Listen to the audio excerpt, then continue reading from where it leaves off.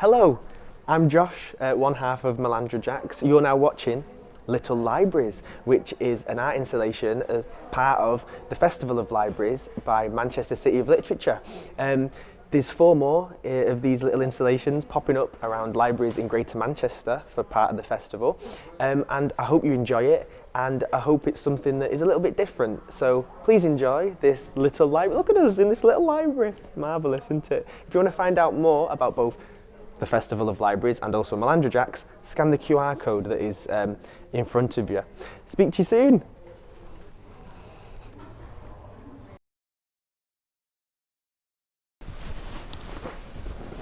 Hello, hi, my name is Tu and here we are in the Portico Library in Manchester City Centre.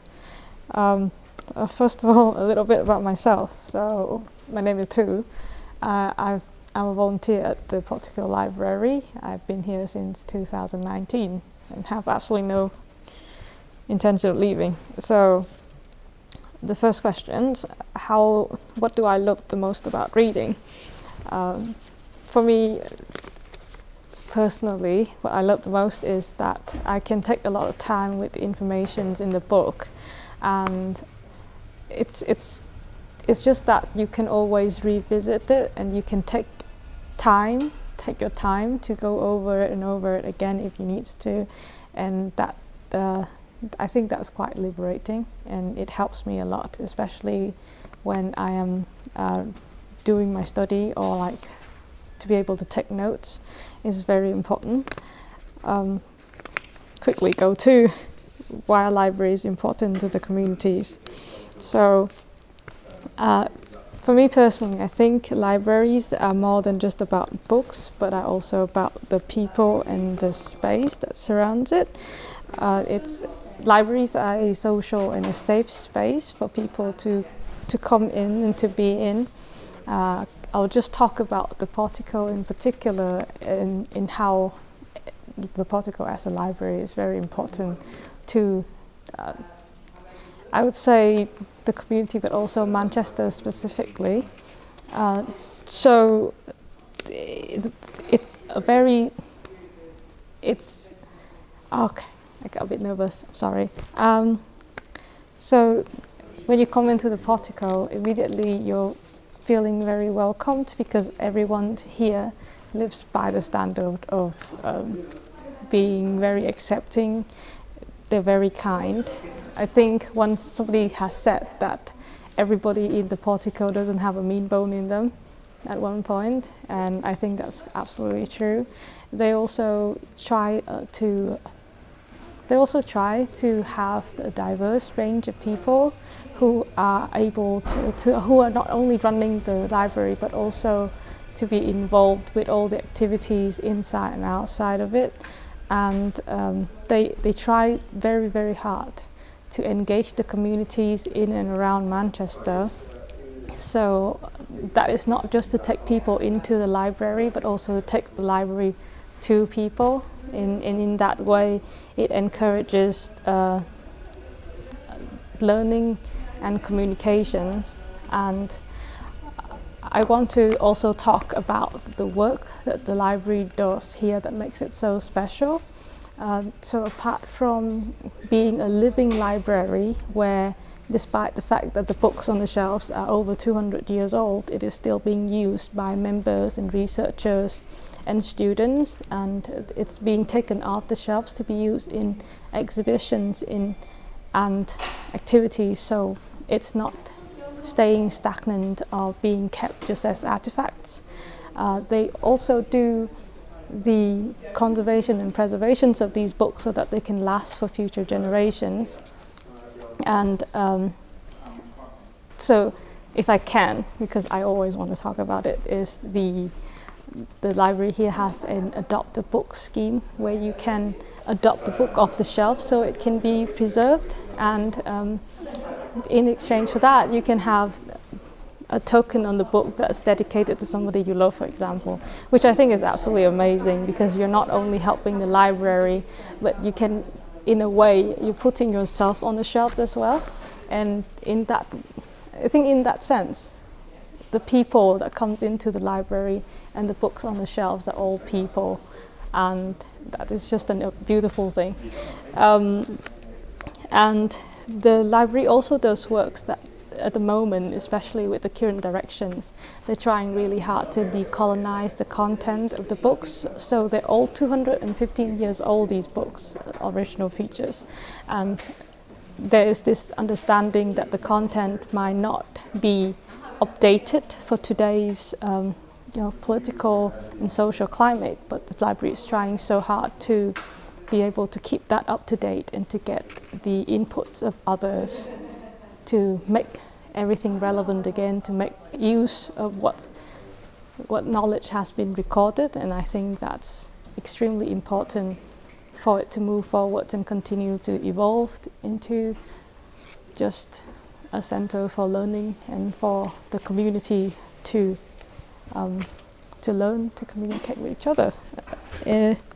Anyway, the last question, my favorite book from the past and one from recently. So as I was saying about how I really read to study, and that's why the time I can take with reading is important. So I used to read a lot just for studying, but now I've been reading for pleasure. Well, so one of the book from the past that is one of my favorite is one that I use for my MA, and it's called Curiosity, Art and the Pleasure of Knowing, and it's by Marina Warner. It's not really, it's not actually a academic piece of writing, nor is it a fiction, but it's actually an exhibition catalogue followed by essays on the process of using curiosity and play to make art, and how it is central to any creative activities and output. And I think that's also central to art and knowledge in general. That's why I really love it. And one that I love recently is a book called The Guest Cat by Takashi Araki, and it's about how a cat walks into a neighborhood and improves everyone's lives. Hope that makes sense. Thank you. Okay.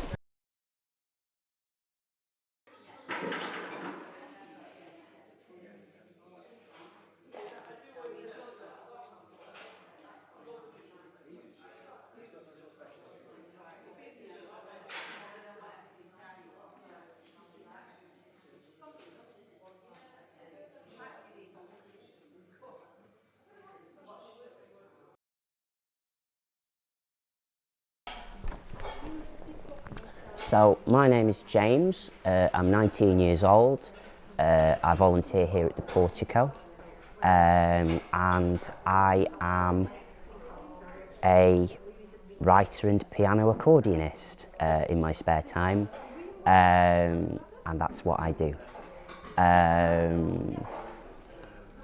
Why do I like reading? What do I like about reading? Reading is kind of a magical experience for me, and I think that's what interests me about it. There's something strange about when you pick up a book and you engage with it. It does something strange to your brain, which I really enjoy. I enjoy the feeling of expanding my knowledge and expanding my brain. And changing my consciousness in a way, because I feel like language and people's brains are very connected and very dependent on each other, and that experience is quite exciting and quite magical, really. And books in particular do that for me. I think most other forms of reading don't quite get it, but when I've got a book, it does something to my brain, which is really special. And then in terms of why libraries are important because they provide a solid record of knowledge, which, if history is anything to go by, is critical, because the vast majority of knowledge that's not been written down is completely lost. You look at history and there's dark ages everywhere, and they're always when people weren't building and maintaining libraries, and that's how things get lost and how things get forgotten, particularly from some of humanity's most stable and sustainable periods of time when we weren't building libraries. We've forgotten how to do that and be in those kinds of worlds and societies. So libraries are extremely important for that reason, because if you don't have them, it disappears. And particularly with kind of digitising things and stuff like that, if you don't have a physical copy, if you lose that, it's gone. So it's really important that there are physical objects that you can access to learn about stuff and to, I guess, read for pleasure as well, because it's potentially something that could be lost. We've had periods of history when people don't read for pleasure, don't read for enjoyment, and that whole idea could disappear, which would be terrible. So that's why libraries are important, in my opinion. And then my favourite books, the book that has changed my life the most was a book called Jerusalem by Alan Moore, which I think was one of the longest books written in the English language in the 21st century, and I'm very proud for having finished it. It's one of my crowning achievements, and it changed the way I think about the world and the way I think about kind of everything, really, because it's about sort of everything. And it's influenced a lot of my, I guess, kind of intellectual and spiritual beliefs in a way. So really changed the way I think about things. Again, it's another reason why books are important, is because they can do that. And changed the way I think about writing as well, because as a writer I'm really interested in it, and it's a very, it's got such a broad mix of writing styles in it, and such a broad way of expressing different characters and ideas and places, that was really important to read.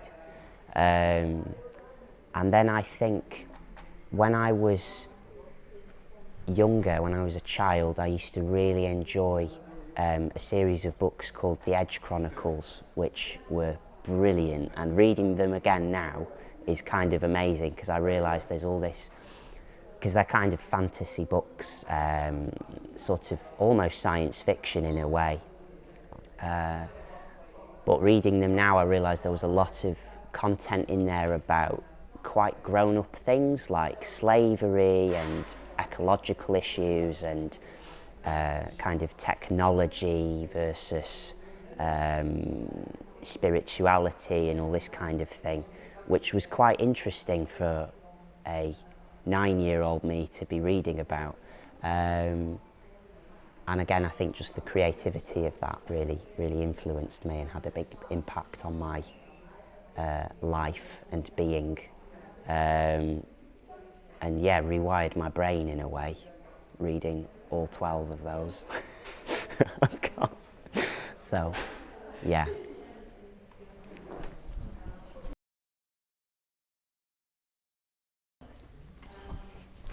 Hello, I'm Chloe. I'm one half of Melandra Jacks, and this installation that you are watching right now is called Little Libraries. There'll be 5 of these Little Libraries installations popping up across Greater Manchester over the course of the Manchester City of Literature Festival of Libraries, happening between the 15th of June and the 19th of June. You'll get to hear some people talking about why they love using the library and why they love using spaces like this gorgeous Portico Library we're in right now. If you want to get any more information about the Festival of Libraries or about Melandra Jacks, just scan the QR code and it'll take you to a page where you can read all about it. Enjoy, I hope you enjoy the installation, and speak to you soon.